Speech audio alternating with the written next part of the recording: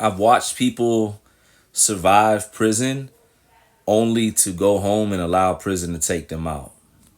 A lot of people. People come home from prison more times damaged than healed. More times damaged even more than when they went in. And yet we still expect people to come home from prisons to be better and be successful and be productive and do great things in the world when we haven't even treated the root of what caused them to be there in the first place. On top of that, there's nothing in place to help people be safe, grow, heal, etc. in prison, truly. Prison is a traumatic place anyways, and that's why I continue to beg anyone that watches my content to make sure you just check out a therapist if you've been to prison, or just make sure you're okay. Stephen has lost his life this time to substance abuse. Another brother, Tommy, as well, with only 2 weeks after being home. Star, maybe 2 months. Yogi, the police had got behind him. He had something on him he wasn't supposed to, and he swallowed it, and he was gone. The list goes on and on. And it's abundantly clear to me at this time of my prison bid that I got work to do. I cannot let it take me out in here, and I got to make sure it doesn't take me out when I get home. People go home with mental health issues, and sometimes it's not substance abuse. Sometimes it's people unaliving themselves. I got a list of those brothers too that went home, finally were able to experience freedom, hugged their loved ones, and within a short period of time said, enough is enough. I got to go.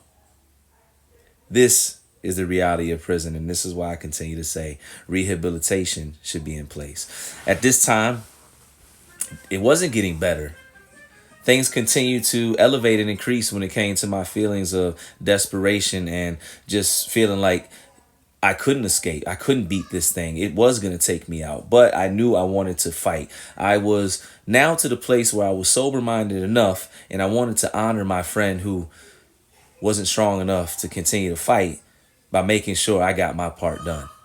So I started to move forward. And I started to move out of my shell because there was a time and a place where I wanted to be isolated. And I moved into a place where I said, man, I'm about to start getting active again. I started working out, started cleaning up again, getting my hair cut, stopped drinking at this time, obviously. I got a decent job back, working as a tutor. I was back in motion. I was back bidding. It didn't mean that I was less hurt or less impacted by what was going on or what I had been through or who I had lost, but I had to keep going forward. It was around this time I met a brother named AZ. AZ is good peoples. Loudmouth cat from New York, high yellow skin. Thought he was a pretty boy in his own right. Super smart. Just funny, man. Sarcastic type funny, man. It's my people, right?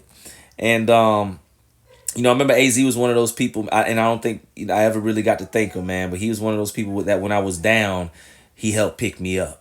And if you've ever been down, there's certain people, they don't even know what you're going through, but they have added value to your life, or they've motivated you, pushed you, etc.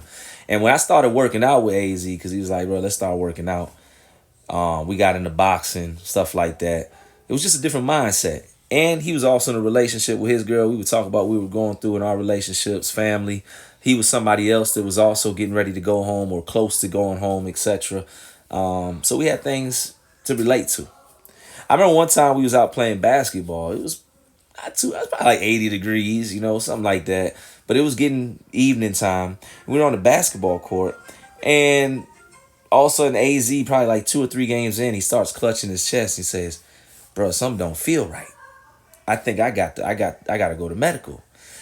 Me and a couple of the brothers stood him up, and we tried to walk him to the water to get him some water, and we were calling for the CO, and we walked him to the water. He was like, I can't really. He's like, hold on. It just don't feel right. Like my legs feel like rubber, all that. Finally, after calling the CO for about 3 minutes, they finally came. What was crazy is instead of them bringing a wheelchair for him to go to medical, they walked him to medical.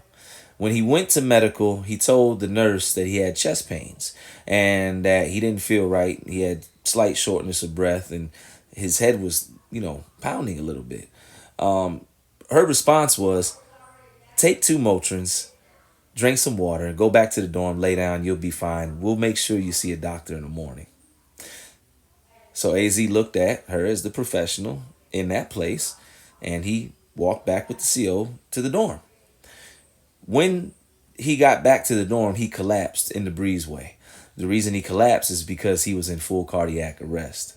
There was a CO named Mayo there that he had a decision to make. It was call for help, understanding that he just came from medical and they're probably not the best help, or call for help outside. Now, what he did was he did call medical first, but their response was, well, he just came from here. Are you sure? In the amount of time he would have spent arguing, trying to basically convince them that they need to be here, it would have added on probably additional 5 minutes. It takes on average 5 to 10 minutes for medical to get to you if you're having an emergency, especially on that compound there. So because he felt like he couldn't wait no more, he called 911 from within the prison. Not the ambulances, police, fire truck came. They came and they got AZ. They rushed him to the hospital. They saved his life.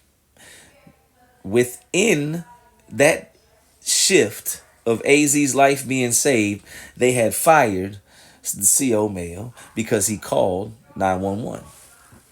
Because he called 911 to save a prisoner's life, he got fired because they said he went out of protocol. And in other words, you made the prison look bad, son.